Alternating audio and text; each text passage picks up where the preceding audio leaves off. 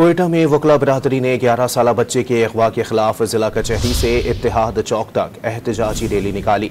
वकला ने बच्चे की बाहिफाजत बाजियाबी के लिए नारे भी लगाए। कोयटा में वकला बरादरी ने 11 साला बच्चे के अगवा के खिलाफ जिला कचहरी से इत्तेहाद चौक तक एहतजाजी रैली निकाली। वकला ने बच्चे की हिफाजत के और बाहिफाजत बाजियाबी के लिए नारे भी लगाए। वकला ने जिला कचहरी से इत्तेहाद चौक तक एहतजाजी रैली निकाली है। कोयटा में वकला बरादरी 11 साला बच्चे के अगवा पर सरापा एहतजाज है। वकला की जानिब से जिला कचहरी से इत्तेहाद चौक तक रैली निकाली गई, जिसमें बड़ी तादाद में वकला शरीक हुए। वकला ने बच्चे की बाहिफाजत बाजियाबी के लिए नारे भी लगाए। कोयटा में वकला बरादरी की जानिब से इस मामले पर हड़ताल भी की गई थी।